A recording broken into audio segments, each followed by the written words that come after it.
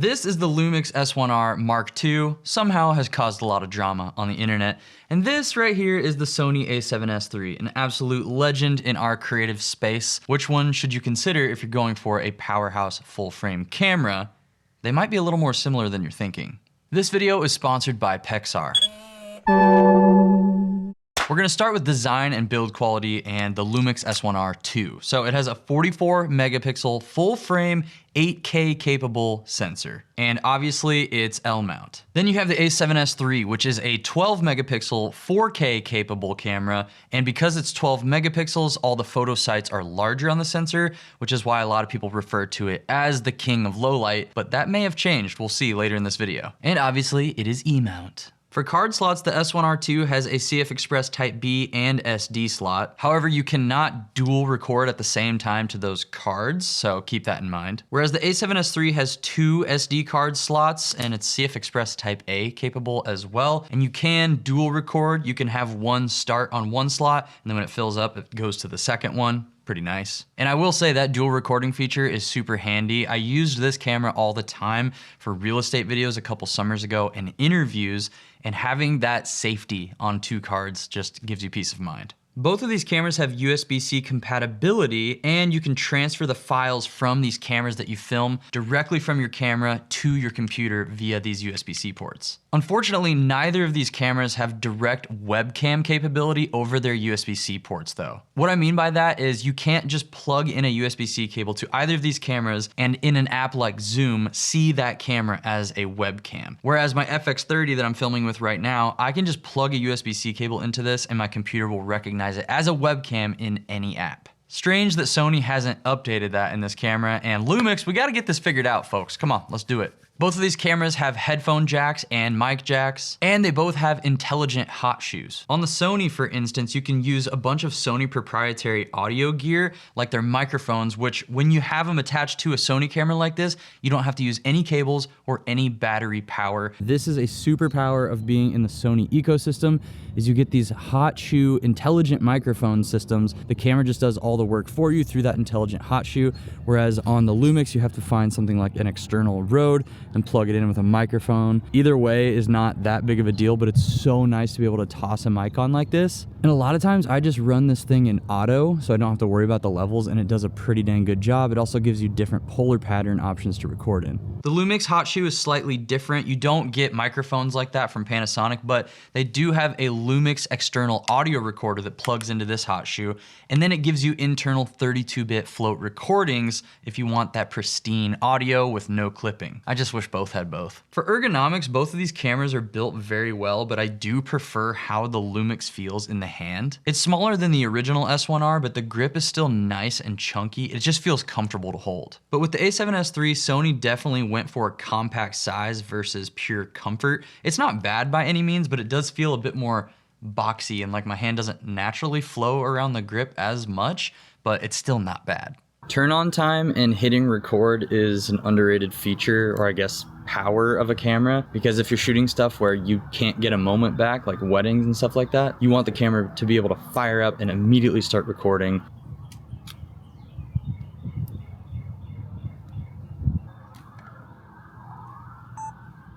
Ooh, that's fast. They're both really good. For EVFs, the A7S Iii still has the absolute best on the market at 9 million dots and OLED. It's absolutely amazing. The Lumix is no slouch either though at 5.76 million dots and OLED as well. But then we get to screens.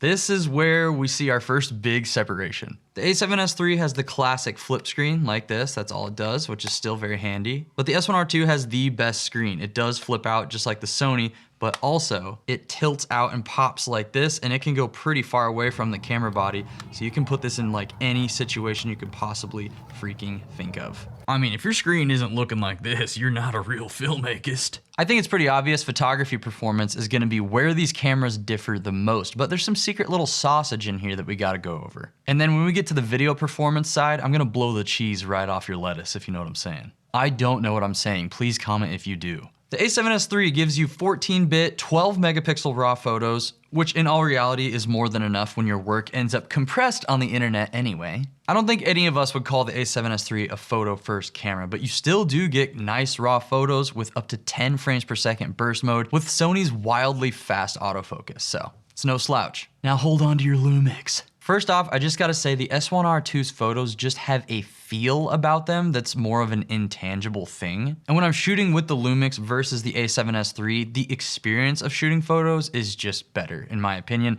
It's more satisfying to actually click the shutter and look at the results that you're shooting. And 44 megapixels is a great sweet spot. It gives you a ton of detail. The photos look so good, but also the file sizes aren't absolutely ridiculous like GFX kind of cameras or whatever that have 100 megapixels or even 60. Like that can stack up in your hard drives really quick. If you want simple and quick turnaround for your photos and just enjoy the photo taking process, you have to try using their JPEG setup. Basically, you can make your own LUTs or download LUTs from their Lumix Lab app or your friends, wherever you can get LUTs.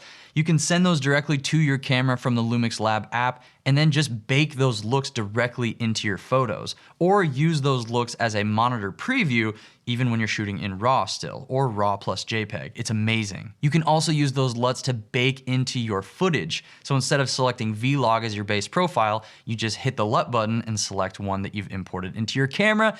I do this sometimes just to bake footage in and get a nice look really fast. And I make all of my own LUTs in DaVinci Resolve as 33-point LUT files. Just send them to my phone, then to my camera, and I get my own custom looks baked into my photos and videos. It's insane. I have 3 Lumix Vlog-based LUTs right now for this camera and the other Lumix cameras that work with Lumix Lab. Vlog at 709, Mayfam 1, Mayfam 2, Mayfam 3. So if you want to try those out, link in the description, and they're free for my Patreon members. I can do all that while recording, including activating false color. Also, you have a front record button here, which I do use sometimes. If it starts getting in the way for me though, I just come right over here and lock it, because I have it programmed to lock.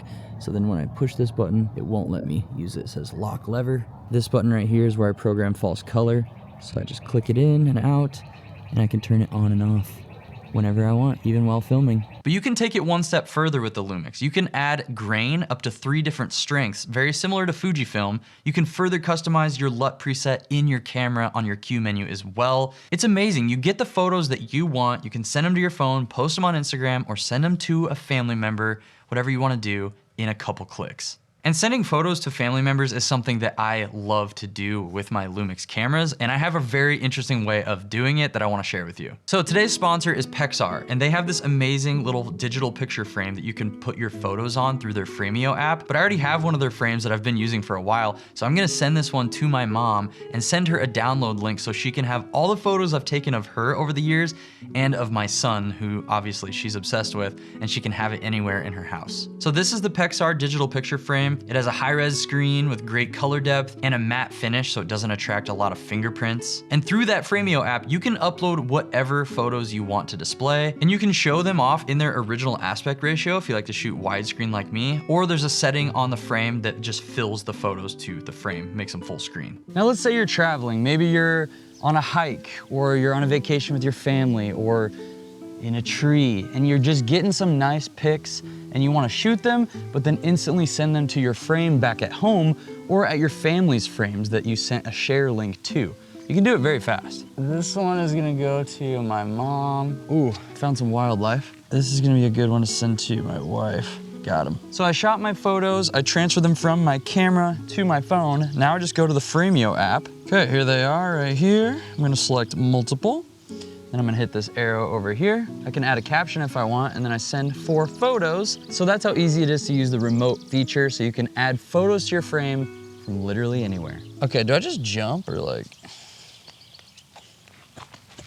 So if you want a unique way to display your work in your studio, your house, check out the Pexar digital picture frame below. Click the links in the description. It supports me, supports the channel, so I can make more fun videos for you guys. Shout out to all the moms out there. You guys are amazing. And let's get on to the video comparisons. Okay, this tiny little camera gives you 4K full frame up to 120 frames per second. And when I say 4K, I actually mean UHD, so it's 3840, not 4160, which is DCI 4K. The S1R2 does give you DCI full frame 4K up to 120 frames per second and a few other options. It does 6.4K open gate, so it uses the entire sensor, so you get more height and more on the bottom so you can reframe better. I use that at 24 frames per second like all the time for my YouTube videos now, except for this one, shout out FX30. It does 5.9K up to 60p, 8.1K up to 30 frames per second, and these are all uncropped, by the way. You get the full frame. And Lumix has said publicly that 8K open gate is coming, so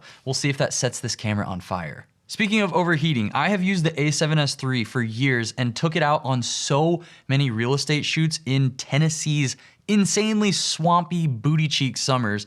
Never once did it overheat, not in any 4K frame rate ever. The Lumix S1R2, my case is different because I live in a cold state in Indiana and it hasn't been hot yet, so I haven't had this thing overheat, but some of my friends have had it overheat in the 6.4K open gate, the 8K, stuff like that. So I think it's just gonna depend on your use case. I don't shoot in super long takes ever anyway. Now for battery life, the Sony absolutely crushes the Lumix. This thing, the S1R2, chugs through batteries. It's kind of an issue if you don't have a lot of them. I would say make sure to have at least 5 if you're trying to film throughout an entire day in those high frame rate and resolution modes. Both cameras have very good autofocus. I don't even really know exactly how to quantify this. At the end of the day, no autofocus system is perfect, and I recommend that you set up your camera where you can quickly switch to manual in a pinch so that you're getting nice, accurate shots without your focus jumping all over the place. Sony's not perfect, Canon's not perfect, neither is Lumix. Use it as a tool, because you're a tool, just kidding. For dynamic range, both of these cameras just have glorious sensors, like tons of information, especially if you're using DaVinci Resolve and shooting in the high bitrate modes on these cameras. As long as you're exposing well, you're gonna get great images. For my Sonys, I usually go at like 0.7 to +1 overexpose and get nice results. And with the Lumix, I just use false color and make sure I'm not blowing out any highlights if possible,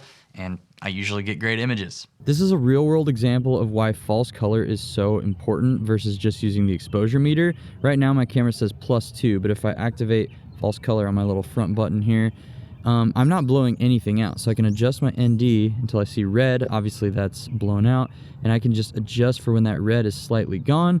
And then this says I'm 2 1/3 stop overexposed, but I have everything retained. I'm gonna get more detail in the shadows, and I can always pull that back down later. False color is so sick. But we gotta talk about ISO, the low light stuff for all of us filming in the dark. For me, when I was doing real estate videos full time a couple years ago, I used 12,800 ISO and higher all the time because we were filming in warehouses and abandoned buildings and just dark areas that had no lighting. Now in the mid-tier ISOs, between 640 and 12,800 on the A7S Iii, they can actually get kind of janky pretty quick. So if you can land at 640 or 12,800, that's your safest bet for clean footage. But what I love about the S1R2 is it gives you 4 base ISOs, I'll explain in a second, and you get way more range in those early to mid-tier ISOs, and even up to 12,800, 16,000 range, it does look pretty good. A little denoise goes a long way, and the results are still usable for sure. Let me quickly explain dynamic range expansion and how it affects rolling shutter and ISO performance.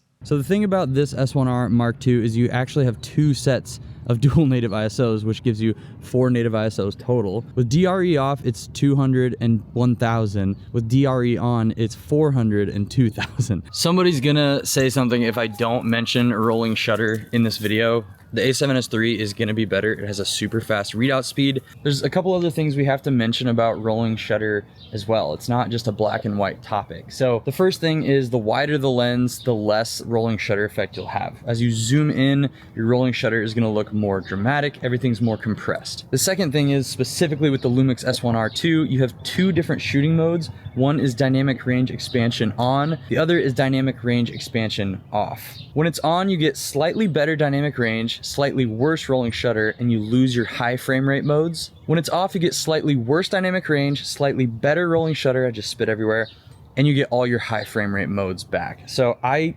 mostly just shoot with dynamic range expansion turned off because it still has great dynamic range. Vlog looks amazing on this camera. Okay, so this is dynamic range expansion off at 24 millimeters. I'm not gonna go that drastic. This is more realistic. Now this is dynamic range expansion off 70 millimeters. Now dynamic range expansion is on and we're at 24 millimeters. Same thing at 70 millimeters. Expansion is still on, but we're now in 8.1K, so this is the worst rolling shutter performance you will get out of this camera, 24 millimeters. 70 millimeters. That's the boring test. Now let me show you some real world test footage with the S1R Mark II and then the A7S3 so you can see what they actually look like. All right, so we're in 8K 24, no IBIS. All right, now I'm in 8K 24 with expansion on.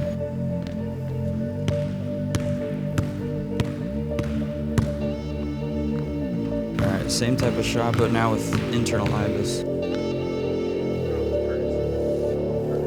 Let's film some handheld 8K, 2000 ISO. Now DR expansion's off, still in 8K 24. Open gate 24, expansion off, because I don't really need DR boost in here. Shooting at 70 mil as well. This will work out for me too. This is great.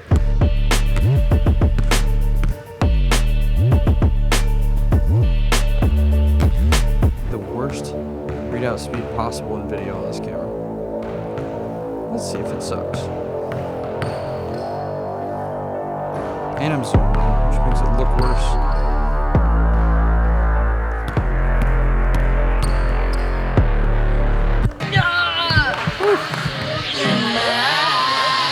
So I'm gonna like walk up to you while you throw. Ready? I'll kind of stand out of the way. Hit it. Oh. Spinning up some content down here in the backyard. For stabilization, it's not really a competition. Both are fine, but the S1R2 is the best, hands down. The fact that I can kick IBIS on, also use IBIS with anamorphic, and pull off slider and gimbal-esque shots in a pinch with the Lumix is insane. The A7S3 gives you standard stabilization, which I never really used because I felt like it didn't do much, and active stabilization, which slightly punches in on your image but gives you a more stable shot for sure.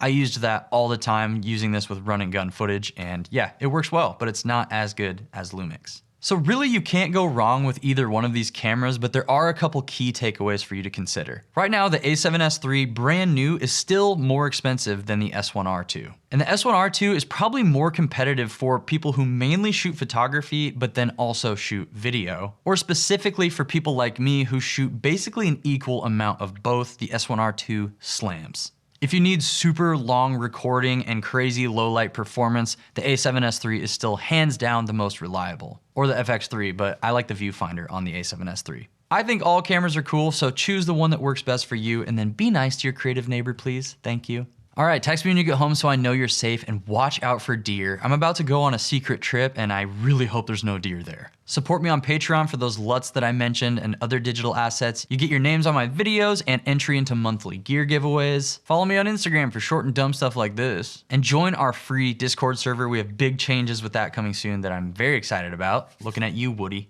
And remember that you guys are loved way more than you might even know. Seriously, God bless you guys. You're beautiful. You're absolutely worth it. And I'll see you in the next video.